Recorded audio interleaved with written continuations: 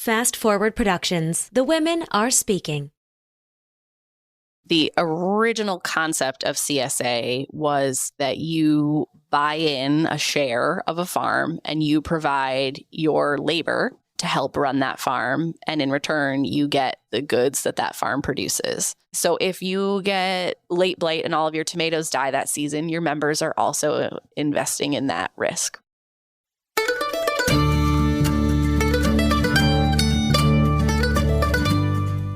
You're listening to the Good Dirt Podcast. This is a place where we dig into the nitty-gritty of sustainable living through food, fashion, and lifestyle. And we're your hosts, Mary and Emma Kingsley, the mother and daughter founder team of Lady Farmer. We're sowing seeds of slow living through our community platform, events, and online marketplace. We started this podcast as a means to share the wealth of information and quality conversations that we're having in our world as we dream up and deliver ways for each of us to live into the new paradigm, one that is regenerative, balanced, and whole. We want to put the microphone in front of the voices that need to be heard the most right now, the farmers, the dreamers, the designers, and the doers. So come cultivate a better world with us. We're so glad you're here. Now, let's dig in.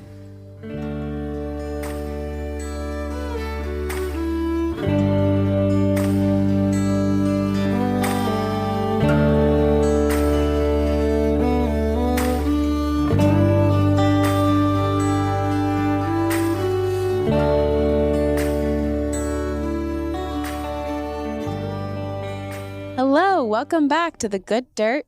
Happy June, happy summer. I got all married and celebrated, and thank you so much for bearing with us for our little break. We hope you enjoyed the past couple of episodes, those little blasts from the past. We personally selected those 2 episodes as interviews that we loved and wanted to hear again ourselves. So we hope that you also enjoyed it. So let's see, where are we? It's June. Mom, what do you think about bringing back the Slow Living Consult? Yes. And I think we should offer some lucky listener a gift of a free Slow Living Consult.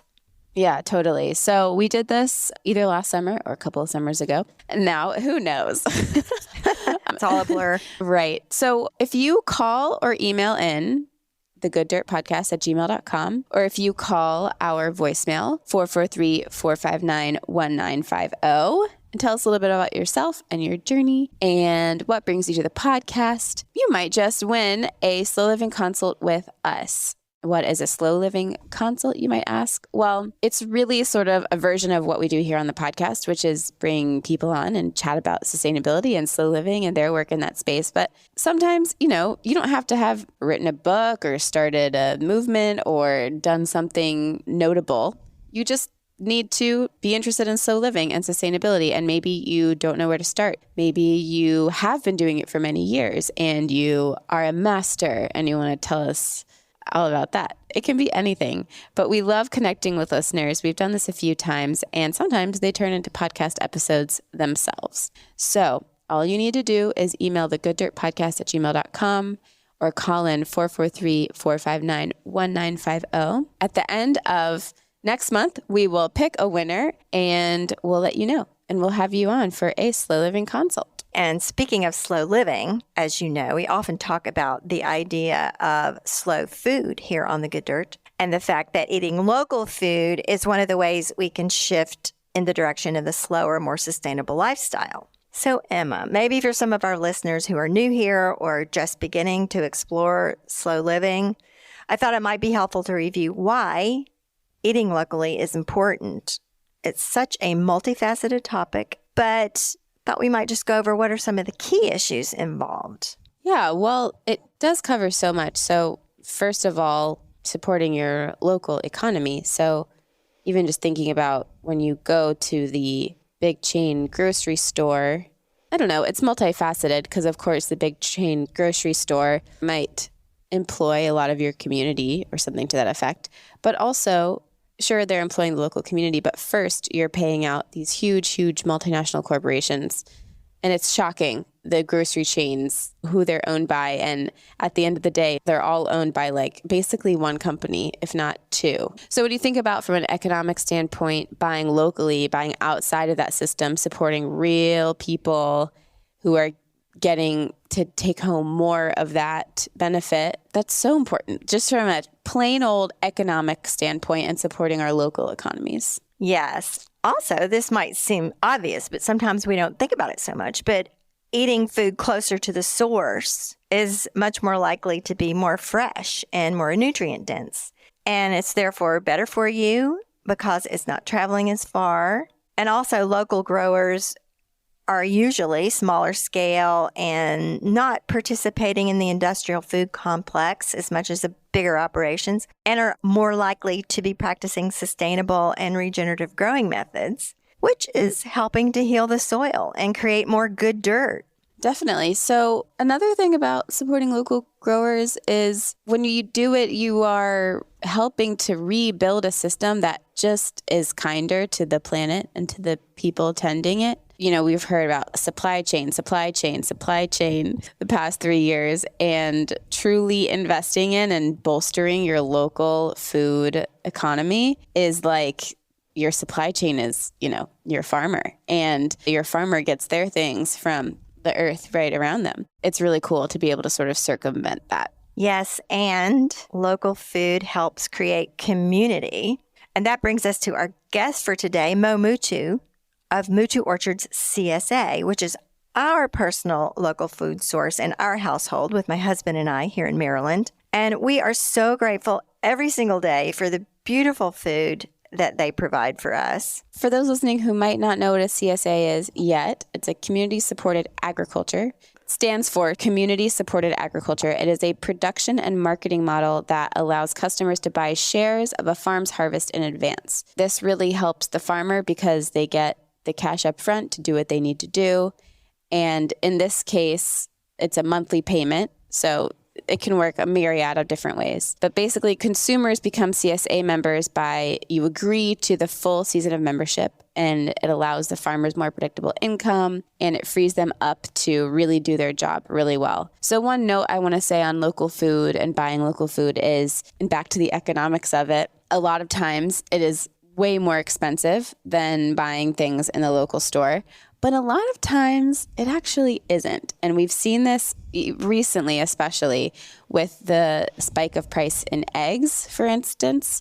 You were seeing eggs being super expensive, but eggs from local farms were way cheaper, which, because of the way things are so backwards, it was like that was surprising that locally sourced eggs were cheaper. But at the end of the day, they really should be cheaper. And the things in the grocery stores should be more expensive because they're traveling so much farther and so many people's hands are touching those products. So it just sort of is a glimpse into how the systems favor these huge multinational corporations, and a lot of the costs are not being taken into account and pass on to the consumer, which means that a lot of pieces of the supply chain are being exploited, namely earth and the people involved in the supply chain. Just keep that in mind. So yes, it is the price of things currently.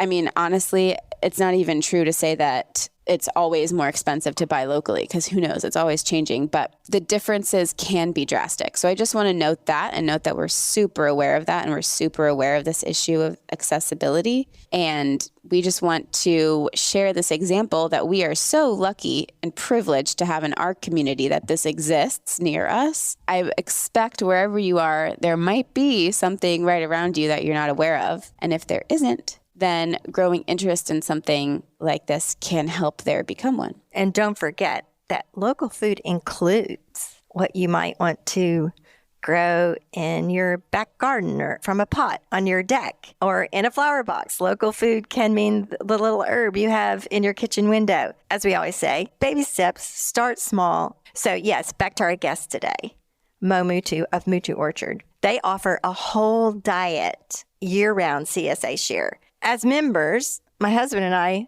we go to the farm each week and we choose from this wide variety of sustainably grown vegetables and fruit and grass-fed dairy, whole grain flours, pasture-raised beef, pork, chicken, eggs, And it's free choice. We get to choose what we want to take each week based on what we need. You'll hear Mo talk more about this free choice during the interview and why it works for them. Moutoux Orchard is a third-generation sustainable farm in Loudoun County, Virginia. Rob and Mo live on the farm and operate the CSA while raising their 2 awesome kids. Their aim is to reclaim food from field to kitchen and provide healthy, whole foods for the local community. They are committed to healthy food, healthy animals, and they believe in the power of healthy soil and community. And speaking of community, this one was fun because we got to go to Mo's farmhouse in person, and we sat in her beautiful living room and recorded this interview in person, which was so special for us. So you might hear that special something about an in-person interview. Very farm-like. Yeah, so here's Mo Moutoux of Moutoux Orchard.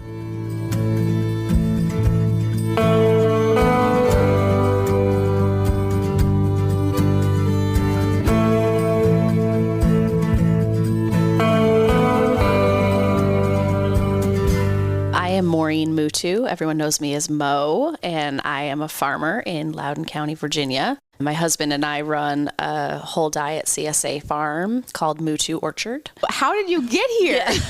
Tell us your story. What most people usually ask, I did not come from a farming background at all. I grew up in the suburbs of Cleveland, Ohio. But when I was in college at Miami University, I was a cultural anthropology student and I studied abroad. And while I was studying abroad in Brazil, I sort of fell in love with the farming community there. I was studying and living with folks that grew black pepper and cacao and all these really amazing crops that I had never seen before on the coast of Brazil in Bahia. And that's kind of what started it for me. I never really thought about food and where food came from, but that sort of is what really piqued my interest in farming. And then to be honest, what kind of progressed was I was a bartender, and most of my guys who came in for happy hour were corn farmers from the surrounding town in Ohio. And I just used to shoot the shit with them at happy hour, and they would talk about corn farming and subsidies and complain about the government. And so I wrote a paper about corn farmers in Ohio as a senior in college. And it was kind of like a rabbit hole after that. Wow. That was sort of what started my interest in farming. And so I pursued a graduate degree in cultural anthropology. And that's what brought me to DC. And I TA'd and taught anthropology at GW for 2 years and finished my master's degree there. And I was studying sort of the local food movement. And what year was this? Well, I took a few years. I took a little gap between college and grad there's a gap on your resume. Yeah, that was. What were you doing? I was living in Berkeley, California, living my best life. Great. Yeah, I spent my 20s living in Berkeley, living my best life. Awesome. Yeah, my original plan was to stay on the West Coast and live in Berkeley, but I got this teaching fellowship at GW that I sort of like couldn't pass up. So I would have never thought I was going to stay here, but that's what happens in life, right? So I was studying kind of the like local food movement, but from a culture anthropological perspective. Keep in mind the impetus for kind of this movement, especially here, was Michael Pollan wrote Omnivore's Dilemma, and it was published in 06, I'm pretty sure, 06, 07, somewhere in that. And that book, and then Food Inc. coming out, like those two things at once, like really, I think, put this fire underneath the local food movement. I mean, it was happening and farmers markets were happening and CSAs were happening. These things were all there. But I think that in 08, when I really started researching this stuff, it was just like, that was the thing, right? The local food movement, being a locavore, was like a thing that no one had ever really talked about before. I spent a lot of time working on and sort of volunteering and studying on farms. And I thought I was going to finish out my PhD and be an anthropologist and live an academic life. But I liked farming more. I mean, I like just hanging out on farms. There was something about it that like really called to me that I was like, I don't think I want to teach and be an academic. I think I want to grow food for a living. Cool. And so I did kind of like what a nerdy academic would do. I like dove in, I read every book I could find about organic farming. I got a like unpaid apprenticeship at a farm to try to just like dive in and learn as much as I possibly could to figure out like how to do this as a living. And this is all while you're in DC. Yeah. While I was in grad school at GW, I was flying back to California with regularity because I was sort of studying the local food movement there and some of the like super hippie farms in Northern California, particularly interested in why so many young women were going back. At that time, a lot of the interns or farm workers on the farms were all young women.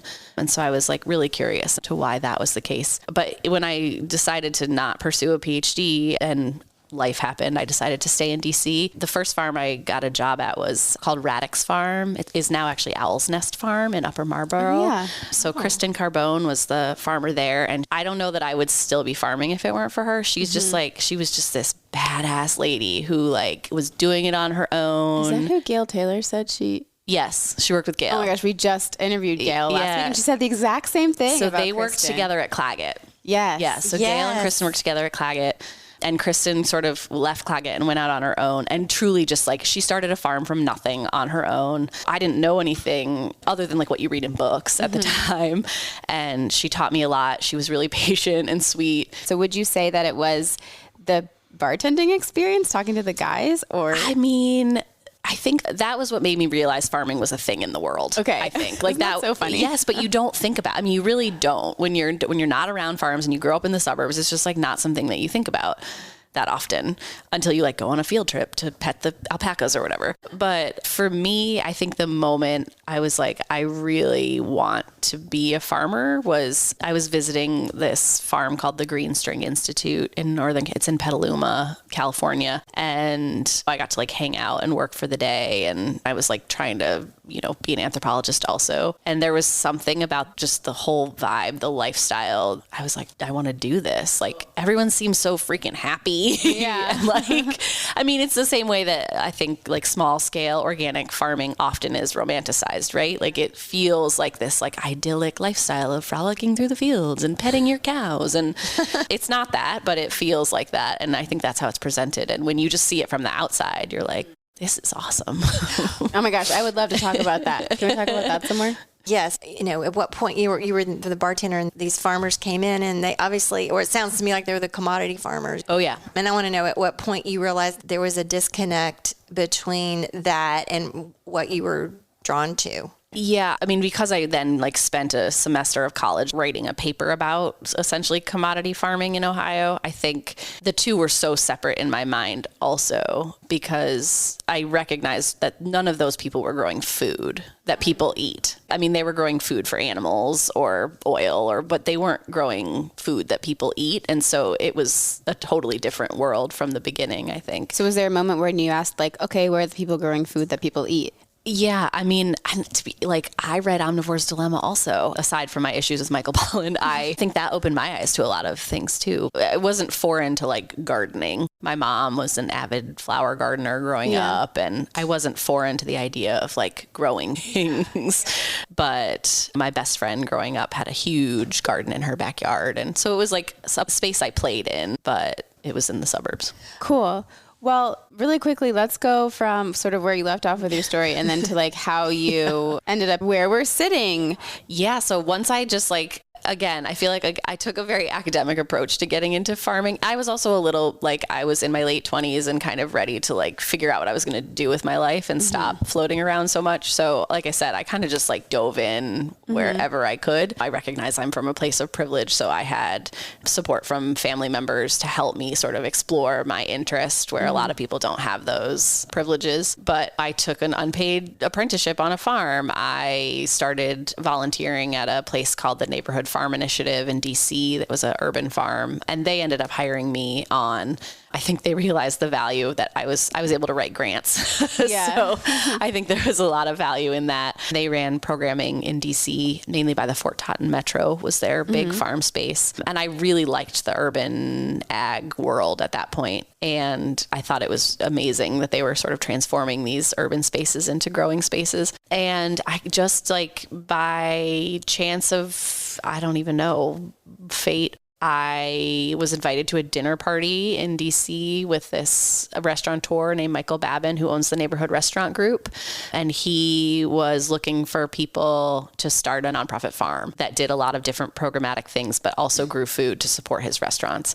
it just happened that we like hit it off at a dinner of the bunch of people who were interested in the project. And he wanted a farmer, and I knew enough that I was like, I could try. And I think coupled with the fact that it was a fledgling nonprofit and they needed people who like could help write grants and could do sort of the whole gamut of starting a nonprofit from scratch. And we were leasing the land that's right near Mount Vernon. That for me was sort of how I learned everything, because there was nothing there. It was fields of grass. There was zero infrastructure there for a vegetable farm. I mean, I just had to hit the ground running. It was truly. just you? So they hired a few people at that point. So I was the farmer. They hired someone to do some of the educational programmatic stuff, like run field trips. And that was how we brought in a little bit of money. And then pretty soon after they started the mobile farmers market. And we bought an old school bus that we converted into a market that we were bringing into DC. It was an amazing learning opportunity. And I was lucky. I mean, I had a full-time paid job that they offered me. And so we turned it into a garden with digging forks and shovels and a lot of the restaurant? sweat. No. Okay. No. There were two, and the chefs are not there anymore, but there were two chefs with their neighborhood restaurant group, one at Vermilion and one at Birch and Barley in DC. Oh, yeah. So Kyle Bailey was at Birch and Barley at the time, and Tony Chittum was at Vermilion, and they were super willing to just work with me so like I could give them like flea beetle eaten radishes and they would like figure out something to do with them on their menu. But they were really creative chefs and had tasting menus, so they could absorb like little tiny bits of things. The production farm of Arcadia came later. That was after I had already left. They do have like a large production space now, but that was when they took over more land on Route 1. And so that was after I was there. So Arcadia was what it was originally called? It still is. Yeah. It's the Arcadia Center for Sustainable Agriculture.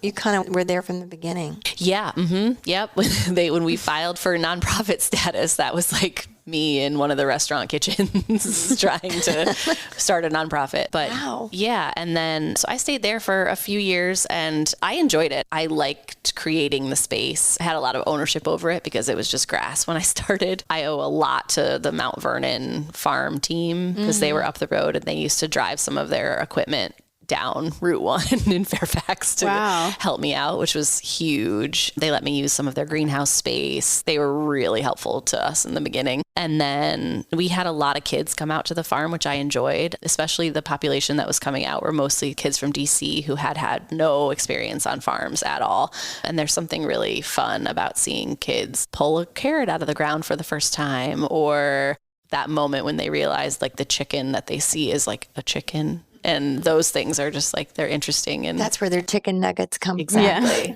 Sort of. So those were fun moments to see. So I enjoyed working with kids on the farm a lot. And I enjoyed making like fun interactive spaces for them. We had a lot of cool little gardens and things that were kid friendly. And in the meantime, in 2011, I met Rob Moutoux and we met at a photo shoot for Flavor magazine. I remember this story. Which is so silly. I actually have the cover framed over there. I haven't hung it back up yet. Oh my gosh. They gave it to us for our wedding, actually. Sweet.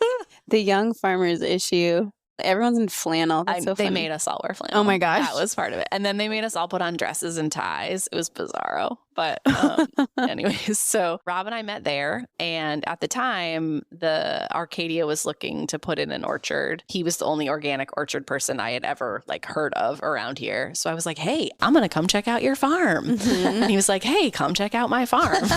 And my etchings. Just kidding. So that, to be honest, so I did. I came and checked out the farm. And yeah, now we're married with 2 kids. Great. So you're on that farm now. You got married and moved here, and now you're part of, and you guys created this. Yeah. So what happened was, I stayed at Arcadia for like a year, but that was in Fairfax. And I eventually decided to move out here, and that commute was just like not something that was fun for me at all. And it seemed like a really exciting new challenge to like take over the vegetable operation at a production farm, like where they were growing for a business, right? That wasn't the nonprofit model at all, which is sort of what I had experienced before. And I really liked Rob. So what was happening before you came here? He was doing the orchard. Was there veggie production? Yes. So Rob is the third generation of Moutoux Orchard. His grandparents started the business as sort of like a backyard fun, wanting to grow fruit. His grandfather was a reporter, and they did it for fun, and they just like really liked eating fresh, ripe, homegrown fruit. And so they started selling fruit in Tyson's Seven Corners area out of a little farm, like roadside farm stand. And Rob's dad, Charles Moutoux, took over and sort of expanded the fruit business. The original Moutoux Orchard was in Vienna, Virginia, and they, in the 70s, bought 2 farms out here in Loudoun County that were just mainly peach orchards, but they grew like cherries and plums and had a U-pick operation also for cherries. In 2006, after Rob's grandmother died, they sold the Vienna farm and moved out here permanently. And that was sort of, I think, when, Rob kind of took over the business. He graduated from UVA in 2002 and sort of came right back to the farm. Always kind of knew he was going to come back to the farm, and ran the fruit business for a while. So when was other stuff added in?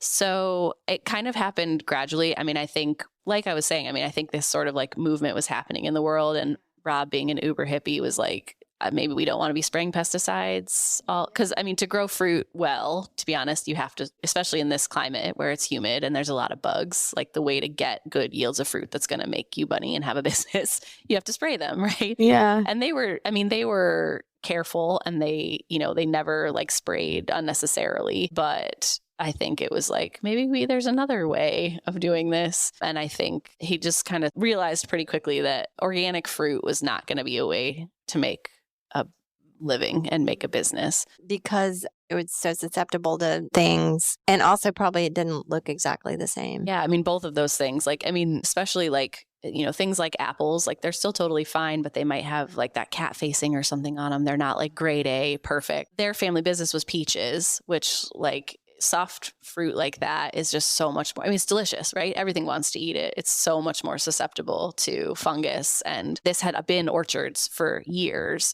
So the fungus and the molds and the bugs were all already here. They knew about it. So just like dropping a spray program and trying to have your trees then go organic was, you weren't going to be able to sell enough fruit to like make a living. So he started, diversifying and got some sheep to graze underneath the orchard trees, and was starting to grow some vegetables, things like tomatoes and sweet potatoes, like big, voluminous. He likes the big, voluminous crops, things you get a lot of at once. And then kind of started diversifying more and growing some grain. There was nobody doing like small local grains then. He found a combine for really cheap from a guy up the road, and was sort of growing and milling flour and bringing it into the DuPont farmers market before anybody was doing that. Where were you milling? He had little electric mills like that you can buy at like, and he built these like wooden hoppers. Again, he's an engineer, right? It's like he has an engineer mind. He built these like wooden hoppers where he did have a seed cleaner. And I think similarly, it's just a hard, like, there are people doing it now, but kind of no one was doing it then. And like bagging up and selling 5-pound bags of flour at DuPont, it was, great, but not a way to like hard to scale. Yes. And we kept doing it. Our first couple years of the whole diet CSA, we still had the combine. We still grew wheat and had the combine and would mill wheat flour and give our members wheat berries that we had grown. But again, we had like 35 members then. And then I think once we scaled up a little bit, that was a really easy project to not do anymore, especially because by then we had cows. Back then we had cows and sheep and pigs and chickens. Oh my gosh. And we wanted the land not for grain. We wanted it for animals, for grazing. So can we jump to, I don't think we've even said yet, you said at the very beginning that you do the Moutoux Orchard CSA. Yeah, you made me talk about college. Yeah. I'm like, yeah. Tell me about the years that you were in Berkeley. So what happened when you were 25? Yeah, introduce, I guess, the CSA concept and the full diet CSA things and like kind of what you're doing now. Yeah, and how that evolved for you guys. Yeah. Those are two very separate things because, this CSA model, if someone somebody doesn't know. So CSA stands for Community Supported Agriculture. The original concept of CSA was essentially that you buy in a share of a farm and you provide your labor to help run that farm. And in return, you get the goods that that farm produces. Some people credit the beginning of CSA out of this movement in Japan that was happening with people who were really worried about pesticides and the effects of pesticides. And so small organic farms were popping up, but they're incredibly labor intensive. Other people credit the start of CSA with these 2 farms in New England that were, essentially just, again, like needing labor. And this idea of like communal farming. There's a really interesting piece that the Rodale Institute wrote actually about the first 2 CSA farms in the US. One was in New Hampshire, but again, as an anthropologist, I always find those things interesting because it discredits. There were a bunch of people of color in the South who were running these sort of communal farms like way before the 70s, with these 2 farms get credited for. So anyways, the actual like where CSA started is like a much bigger question. And then it started becoming popular like in the 80s and 90s, or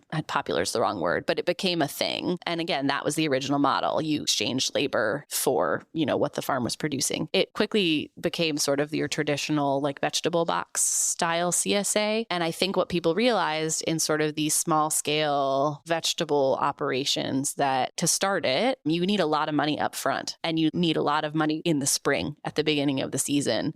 And so in some ways, it became a way for small farmers to start their farms and make enough money to live by receiving all of the money up front. So it was a membership service where somebody paid you for the whole season, but then you were beholden to give them a box of vegetables every week throughout the growing season. That is a great model, and it's still popular and still a lot of people do it. And it's a great way for young farmers to start up. It can be really stressful because, if you don't have what your members have already bought, it can feel really stressful. But at the same time, I think the whole idea of CSA is that the members also take on the inherent risks of farming. They're investing. Exactly. So if you get late blight and all of your tomatoes die that season, your members are also investing in that risk. And so it provides some comfort for farmers too. It also doesn't have the volatility of farmers markets where, a lot of young new farmers go to farmers markets also, but like if it rains, nobody comes that Saturday and you make no money. Or the markets where people actually come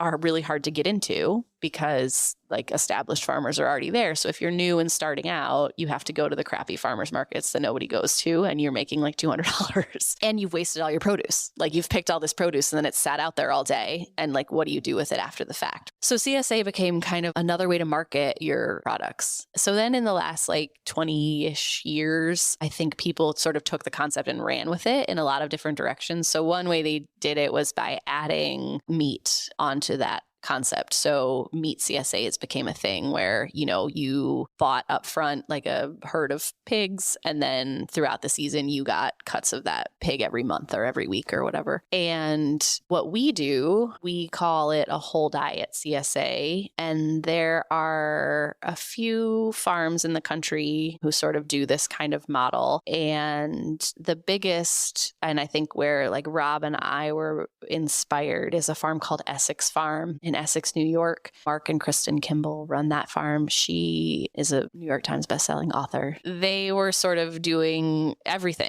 They were, they grow vegetables. They raise all their livestock. They had a small raw milk dairy herd, and they were providing just like an amazing abundance for their members. They were also using like draft power at the time. They're very large now. They're like hundreds of members and serve New York City. And wow. Wait, what's draft power? Horses. Oh my gosh. Before the industrial, Like Clydesdales? Yes. Wow. Pre-industrial farming. Wow, that's so cool. Yeah, and there's been, there are others now around the country. And then there are an increasing number of CSAs that, are like a traditional vegetable CSA, but then sort of co-op with a bunch of other farms to do the same thing. So they'll grow vegetables and maybe have chickens or something, but then they have a meat producer that provides meat for their CSA. They will buy in milk from someone even. A lot of times they'll add bread or whatever other goods and kind of do like an aggregate CSA. And I think those are becoming increasingly popular, meat especially. I think as awareness is increasing about the health benefits of grass-fed meats, and I think also the sort of animal welfare of non-factory farmed animals, I think meat CSAs are becoming more popular. So a lot of people want to add that on. And we try to spread the word of the climate benefits of the grass-fed and the managed grazing and stuff. And that's a new concept to a lot of people. So yeah, exactly. So in 2011, we kind of decided to put all of our eggs in one basket and go with this model. So we started with 35 members and 4 cows.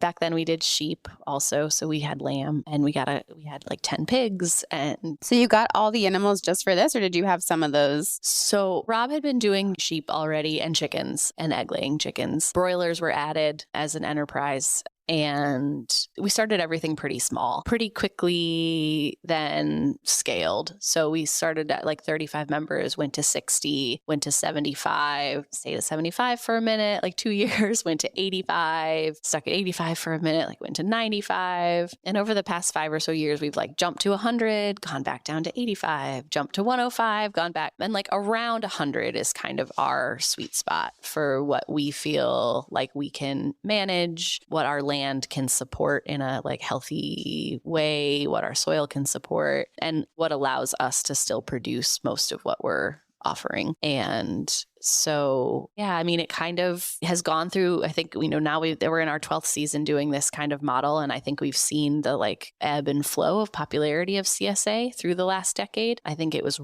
really, really popular in the Omnivore's Dilemma era, the Food Inc. era. Like everybody wanted to join a CSA. And I think it was really popular for a while. A lot of people did it, tried it out. It did not work for their lifestyle. And so they dropped out. And it kind of, I think popularity sort of waned. And then I think it like rose again. And I think it rose in popularity along with like food delivery services like Blue Apron and those things. And I think a lot of people realized that those like Blue Apron-esque ideas were a lot more convenient for their lifestyle. And so again, I think the popularity of the traditional CSA kind of waned again. And I think since COVID and sort of the food supply issues and scarcity at the grocery store, and there's kind of now been a large uptick again. And has that sustained, or have you seen that die down at all since? I think for people that we know in the farming world that are doing this, there is definitely more interest than there was a couple years ago. Okay. So it's stayed. It's not like it was like, I mean, you remember like the panic toilet paper buying, and then it's like, who cares? I think a lot of meat producers got that, like okay, toilet paper-esque. Yeah. Like, because when they were started like limiting the number of pounds of meat you could buy at the grocery store, people like freaked out and were like, what is this? So yeah, I mean, I think there has been,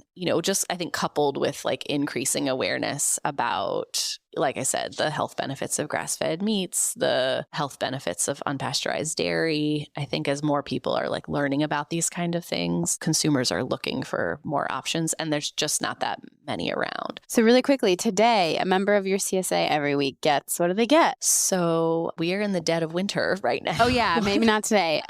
In but June. It's good. I mean, no, it's good because I feel really proud of what we have in the dead of winter. So today is, February 15th, and our members would get sweet potatoes, onions, turnips, beets, storage radishes, cabbage, parsnips, rutabagas, kale, collard greens, lettuce, pork, chicken, beef, eggs, yogurt, milk, 6 kinds of flour, and 8 kinds of dry goods, rice, beans. I'm probably forgetting something. And the flour and dry goods, y'all, do you produce those here? We do not. We buy all of our flours and dry goods from an organic mill in Pennsylvania. And it's been a great add-on, I think, for our membership, and certainly encourages people to shop less at a conventional store. It also just encourages, I think, more whole eating.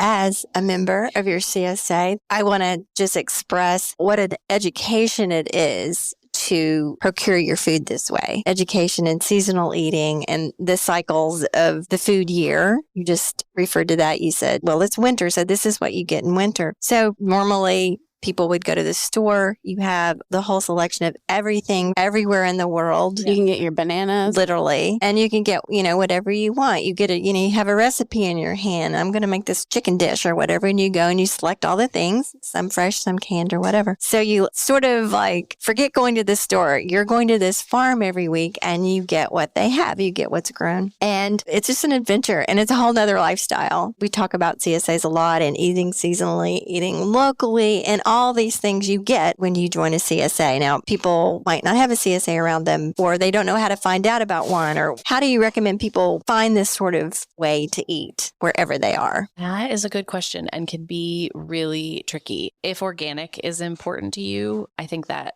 is one thing because we're mostly little guys. And a lot of the big organic farms are in California. And so part of it is just where you are. Most successful CSAs are near a big metropolitan area where there is people who care about food. With the income level to support it. Exactly. A whole separate issue is one of the issues with CSA is that they're not that accessible to low income folks. Unless a CSA is specifically seeking that out. And that's for various reasons. One being that it's really hard to get your CSA verified to take any food benefit programs. So you to take SNAP is a whole crazy process for a CSA to be able to take SNAP benefits.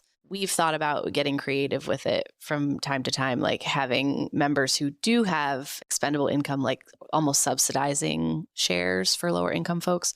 But it's the population around you because they have to come to my farm every week. And Loudoun County is the richest county in the country. So even just reaching out to low income populations is hard. So part of it is, being near a metropolitan area, I think. But if you are a person who wants to eat that way and you're not in such a urban area or suburban area, most places have some kind of farmer's market. And I don't know, joining a CSA is hard if you're not in a place that has the market for it. But farmers markets are a way to sort of get the same kind of seasonal local eating. Yeah.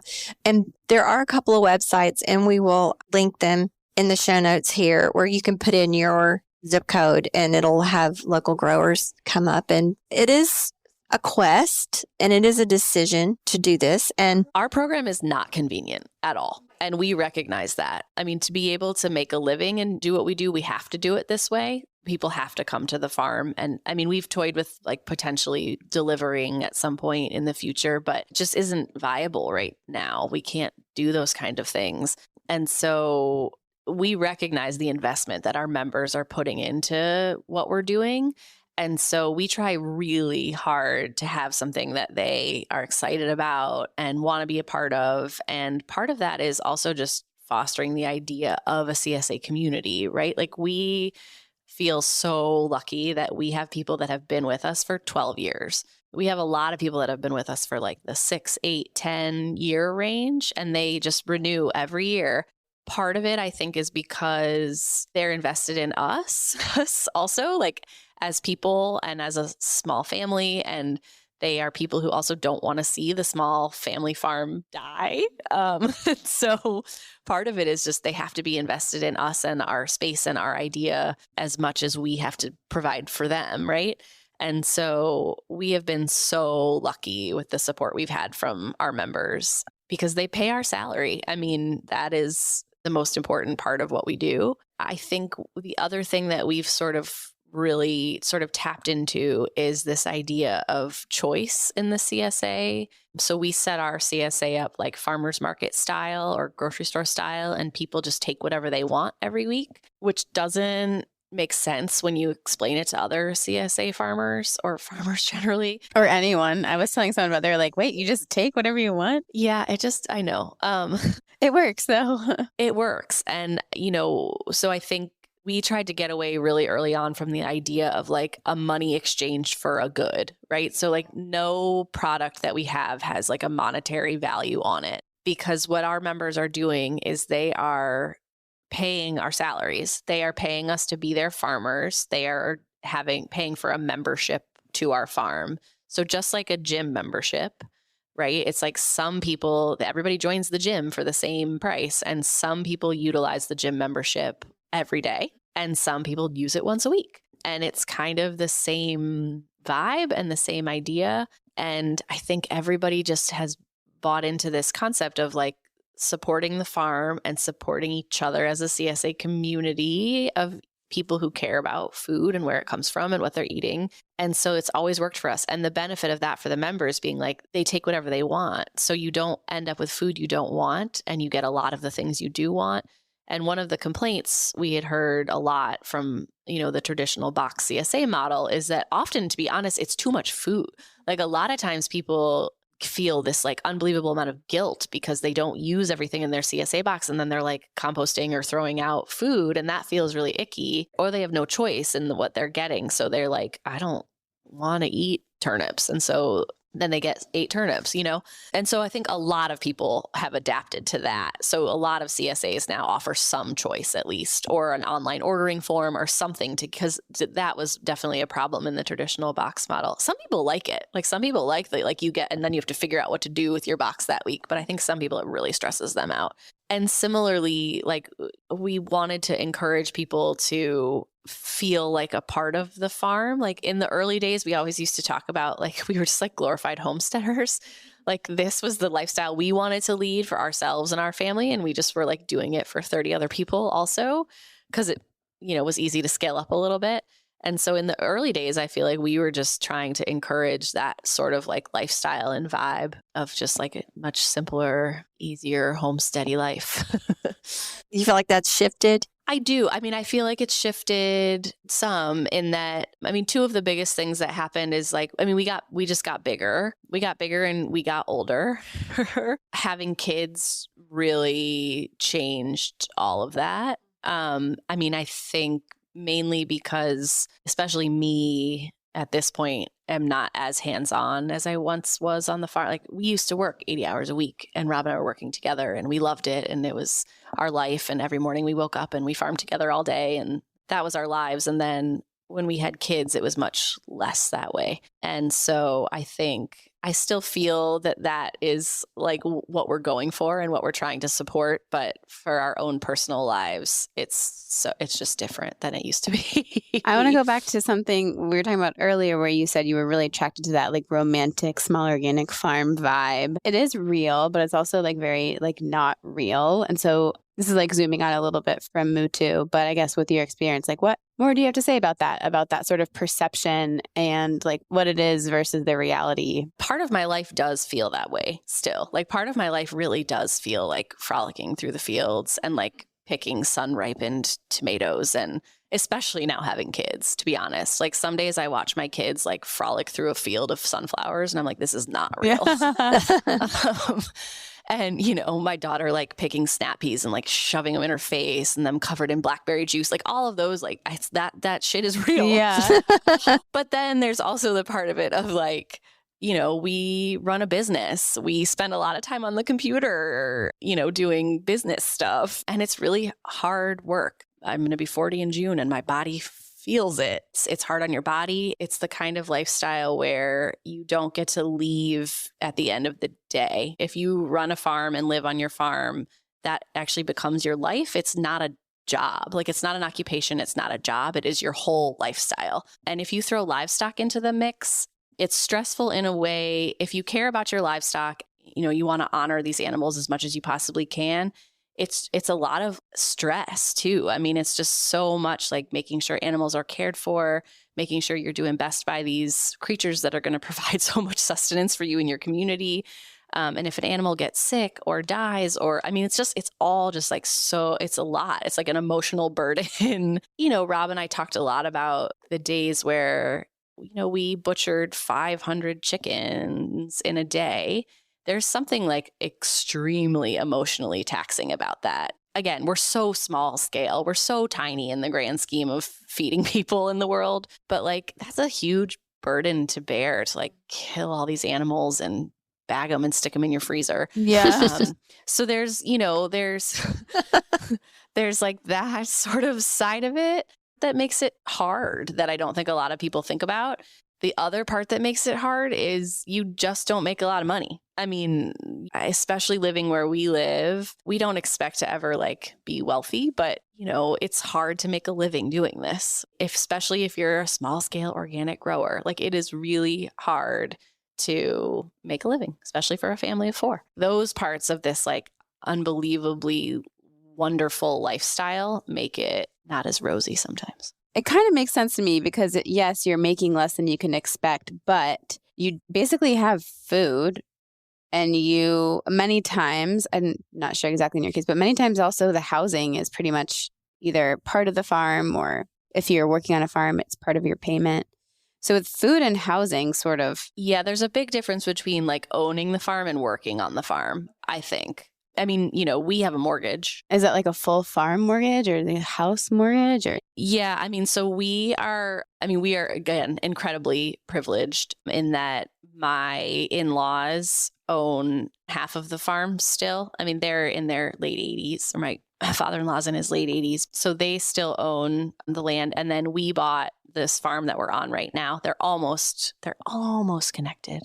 There's like a tiny sliver of woods. But we bought this farm from retiring vegetable farmers in 2011. The Wheatland Vegetable Farm, Chip and Susan Plank were like some of the front runners of the farmers market movement in the DC area. So Potomac Vegetable Farms and Wheatland Vegetable Farms were like the heavy hitters in the early days, like the 90s, going into they did every farmers market in the area.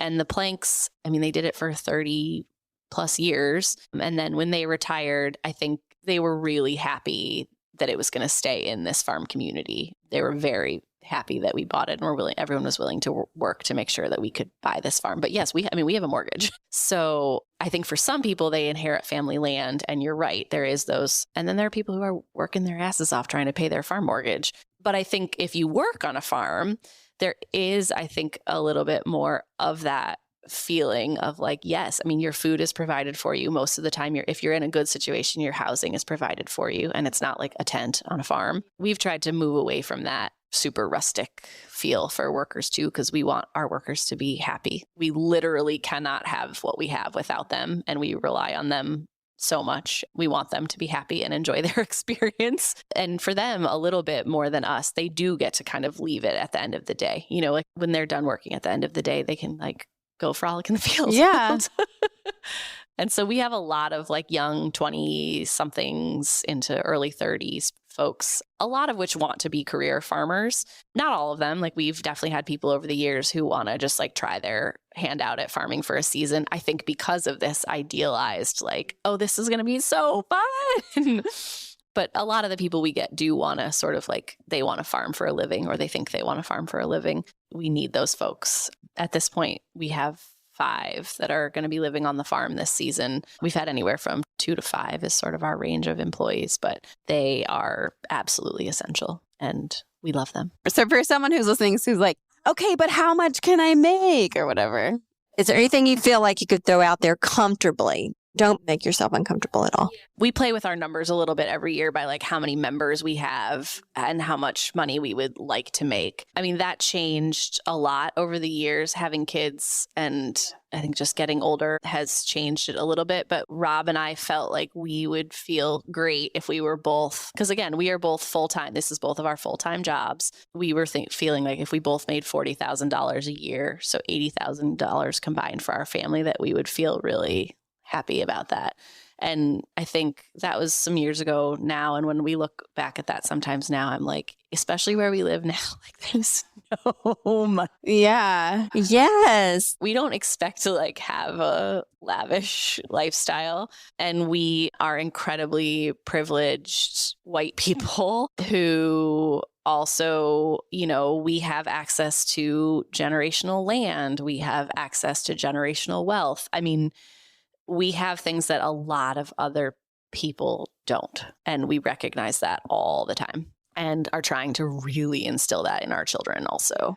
I think as we've aged a little bit and had another kid, we've tried to up that income number a little bit, because I also want to be able to like take my kids to do fun stuff and take them on vacation and have it not feel really stressful. And I want to be able to like fix my roof when it leaks. And I like Just like basic. I mean, you know, like I feel like when Rob and I met, we were just like these like really idealistic hippies who just like wanted to homestead and live in the barn, and it was great and I loved it, and it was totally, it's just we've evolved away from that a little bit. We try to be incredibly transparent with our membership because I think we want people to know, I mean, more than what we make, and I think it's important for them to know what we make because I think we want people to see what it costs to run a farm. You know, I think we want people to know what it actually is costing to produce the food that we're growing for you. And I think especially in the last couple years with COVID and then, you know, this inflation that we're seeing,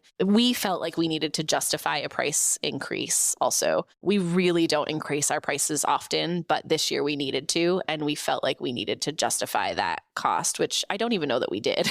I think most people were like, well, no duh. These people are paying our salary. And so we need to show them where their money is going. It's almost like we're your board. No, exactly. And I think when people really like take the time to piece out what they're paying us versus what they're getting, I think they realize they're getting a hell of a deal, especially if they want to be buying like grass-fed meats and unpasteurized dairy. I think they realize like, wow, we are getting a good deal here. They'll want to subsidize some shares so you can go to Disney World or whatever. Yeah. Like, here you go. But I think at the same time, you know, it costs a lot of money to run even a very small farm. And to pay people well. You pay $5, like you said. Exactly. So one of our biggest costs is our staff, and we need them and we love them and we want them to stick around as long as they want to be here and learn as much as they can from us. But we need to pay them a living wage. And that's really hard to do, especially when we get into the territory of like our workers are going to make more money than we are, feels hard. You know, so this year we raised our prices to be able to kind of create a position where there's a more like salaried job for someone. We're catering it to a specific person because we just adore her and want her to stay. You know, we need to make more money. I want to jump in here that sometimes people will look at CSA membership fees and say, oh, that's too expensive. You know, I can go to the store and get, but there's several factors going on there. One is this, and this goes back to the lifestyle thing that I was talking about. When you start eating seasonally and bringing farm fresh food in, I'm speaking from our own experience, suddenly you're not getting takeout food. You're not going out to eat. And this is not because, oh, we've already spent money on this, so we shouldn't spend money on that. It's because look at this great food. This is what we want to eat. This is how we want to eat. And speaking about convenience, on one hand, for the conventional consumer, it might seem like it's inconvenient to drive to the farm and get your box and bring it home. But then, you know, think about that you're not going to the store every 2 days and you're not bringing home all these things wrapped in plastic.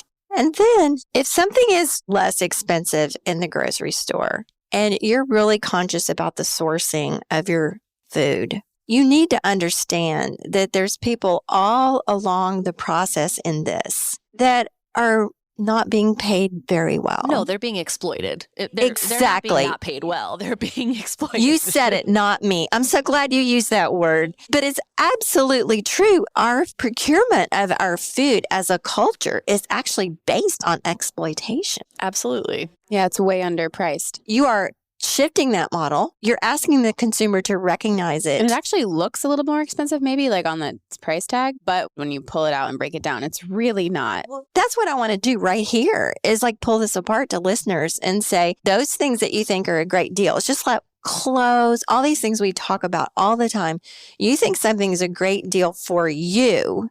It's really a terrible deal for people all along the supply chain. But the problem is if you don't know the direct source, then even if you're paying more for something, that doesn't mean that then people are getting treated well if you're paying more. No. Because there's also the other side of it is like, you know, there are crazy markups for no reason from brands and whose pockets are we don't know. Obviously, higher prices don't mean everyone's being fairly treated all along the way. This comes into knowing your supplier, knowing your farmer. Right. And there is no, in the idea of being transparent, there is no middle anything on our farm. Actually, that's not true. We do buy in pork now. We took a few years off of producing pork. But we know the guy who's growing our pork and we're picking it up directly from him. him. So other than that aside, there's no Middleman, you mean? Yes, there's no middle people. Like there's us and our staff, and then we give the people who are the end user our food. And so it's an incredibly transparent system. And I think when you go to the grocery store and you see a pint of cherry tomatoes that costs $1.99 in the height of the summer or what have you. $6 right now.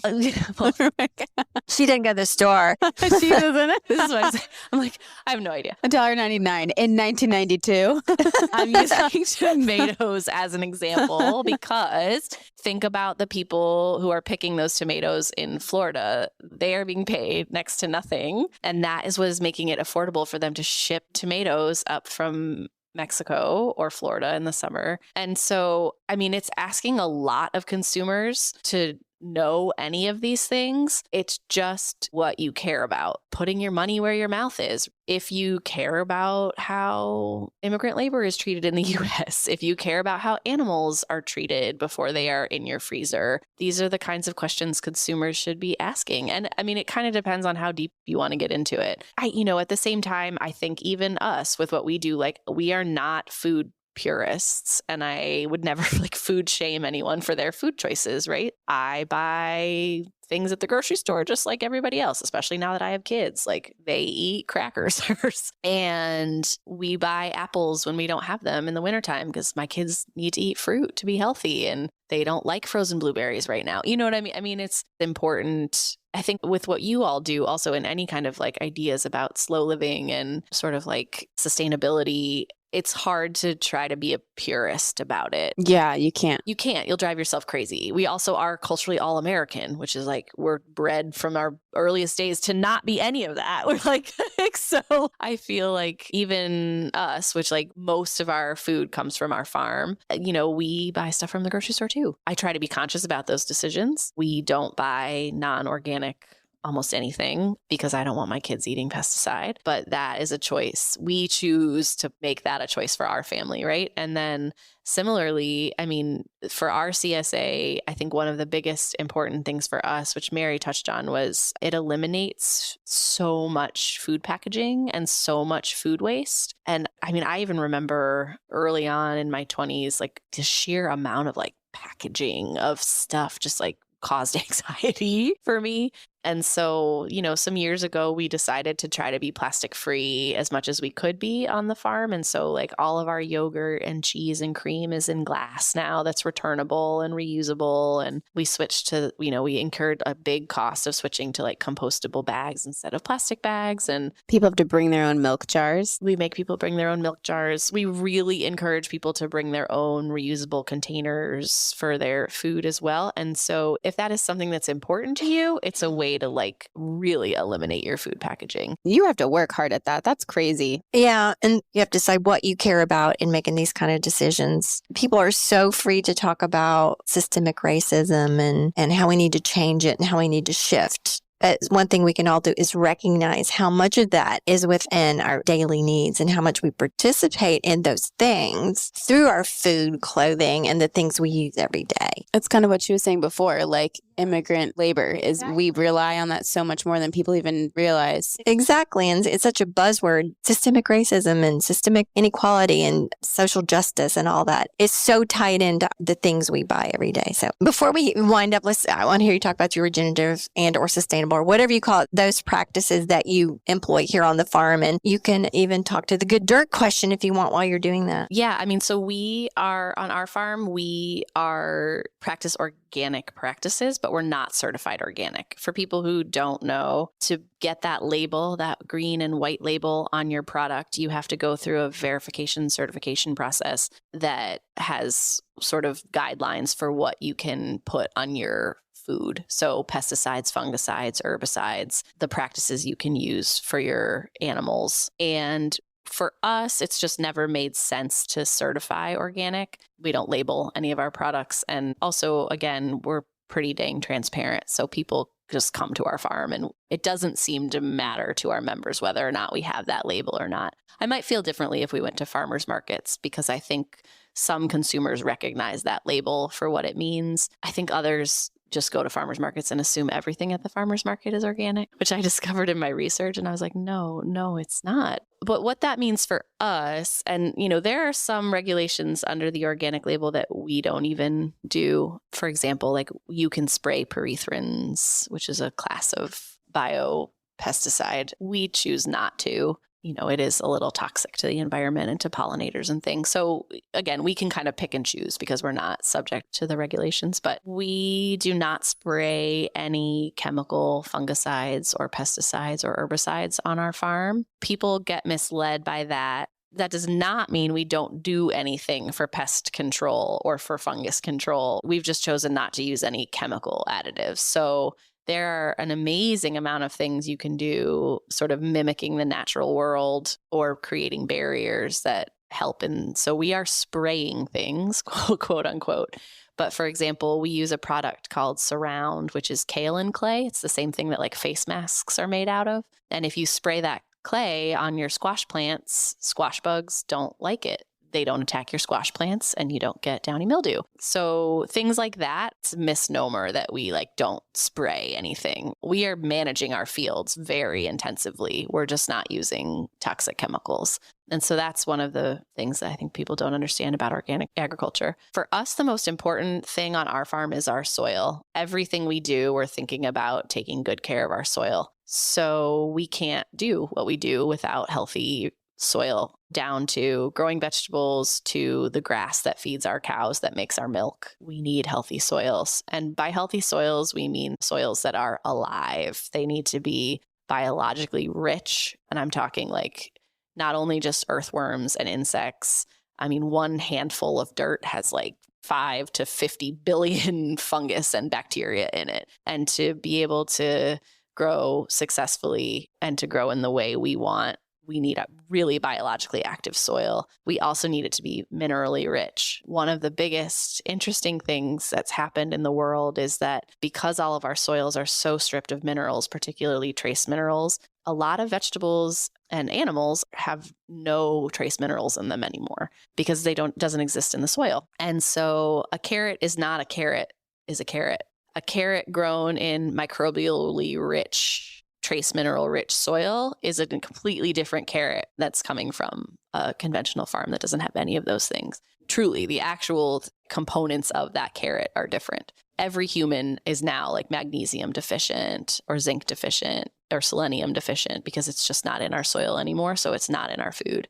And the reason it's not is because we're just taking and taking and taking from the soil and not putting anything back. There are ways to measure that. It's not just... Oh, yeah. Soil tests. Oh, yeah. You dig up a soil rod and send it to the lab, and the lab will tell you what's in your soil. And what about the actual carrot? Is there a way to measure in the carrot, this carrot? There is. So there's the most popular way amongst like farms like ours is to do a Brix reading. And a Brix reading is the sugar content of said vegetable or fruit. You can do it with grass too. So you can test the Brix for like pasture feeding. And one thing that tells you, and I think is also just taste. Like so the Brix reading is the reason why like a cherry tomato grown here is going to taste very different than the one you're getting because it's just got a higher Brix. So that's why you get that like sweetness, that flavor that's like, this tastes good. That's usually a higher Brix.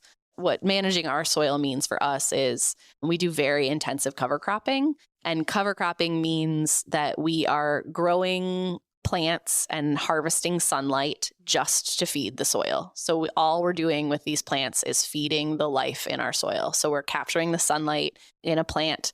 And then the only thing we're going to do is we're going to let that plant die, incorporate it back into the soil, and that's going to feed our soil life. So there's a difference between a cover crop and a cash crop. So when we're growing a cover crop, it's going to feed our soil. When we're growing a cash crop, that's what feeds us and our members. Any land that we have that's not being used for producing a cash crop or grazing animals is going to be under a cover crop. We try to get multiple cover crops in one season. So that's one thing that we do manage very intensively. The other thing we do is we add rock minerals. It's a long-term investment, but again, so the trace minerals that we know we're deficient in because we've done our soil testing on all of our fields, we add rock minerals that will break down over time and start adding those things back into our soils. In thinking about what sort of regenerative agriculture means to us, we want to try to leave our land healthier every season. To be honest, it makes growing easier. healthy plants and healthy trees and healthy animals resist bacteria and diseases, and just like bodies, just like human bodies. The more we can up the immunity of our plants, the more we don't have to fight against pests and diseases. So when Ted got back yesterday with the CSA pickup and there was this big bunch of kale there and I was hungry, so I just picked it up and started eating the kale raw, which is not something you would normally do, you know? And it was so sweet. Sweet? Raw kale? Who ever heard of that? And I said, Dad, you got to taste this. You know, it was so delicious. It's because it's winter. Yeah. So cold weather turns starch in plants into sugar. I've been noticing that about the greens are sweet. Winter greens are sweet. Yeah. So delightful. But Maureen, what does slow living mean to you? That is a good question. I think more than anything, it just means not going through the motions of your day without recognizing, like taking a moment to actually think about what you're doing. I mean, for me specifically, I think it's hard sometimes to not just like, I got to get through the day. I have so many things. Like my brain is in 1,000 different places. I think, like we were talking about a few minutes ago, just recognizing like how interconnected all of the things are for me and how like one action sort of affects everything else. On the farm, I mean, our whole job is to manage an ecosystem.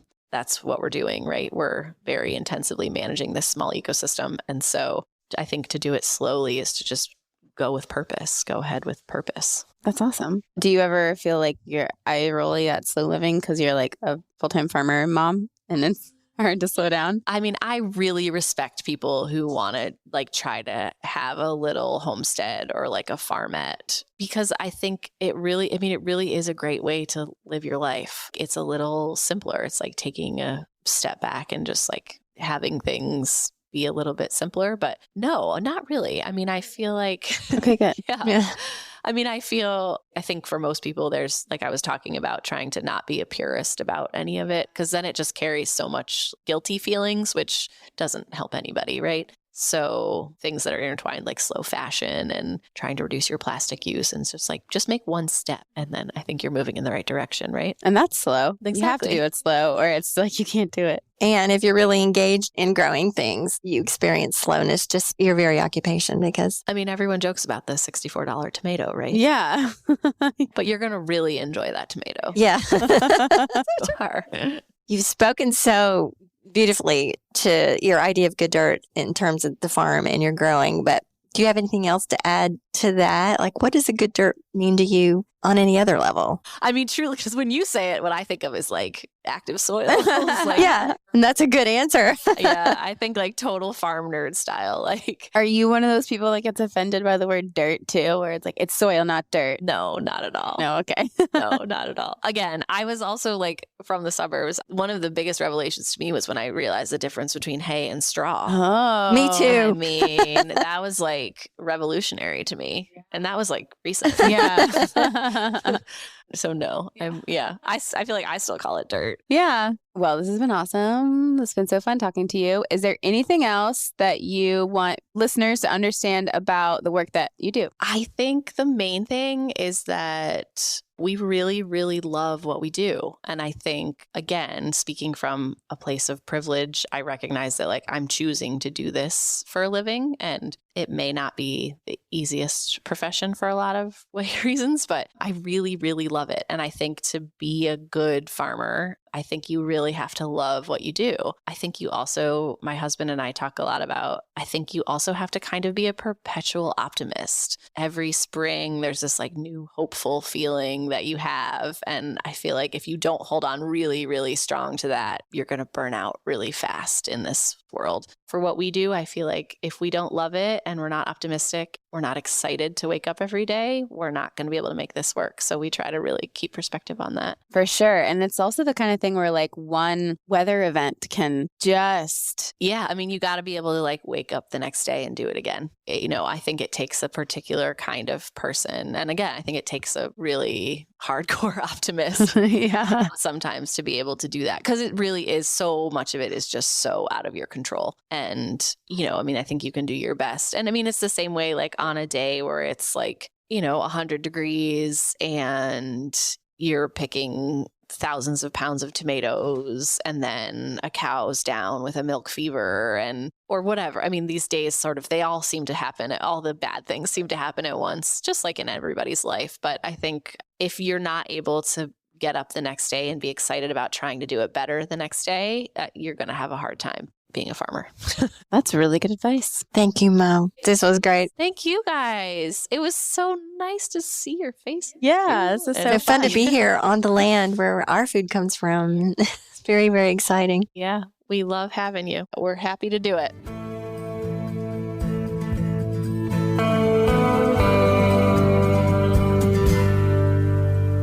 Thank you for tuning in, calling in, and spreading the good dirt. We love hearing from you. You can reach our listener voicemail at 443-459-1950. That's 443-459-1950. You can find this number in our show notes and in our Instagram profile. This show is produced by Lady Farmer, a slow living lifestyle community, and the original music is composed and performed by John Kingsley. For more from Lady Farmer, follow us on Instagram at We Are Lady Farmer. That's We Are Lady Farmer. Or join us online at www.ladyfarmer.com. We'll see you next time on The Good Dirt. Goodbye.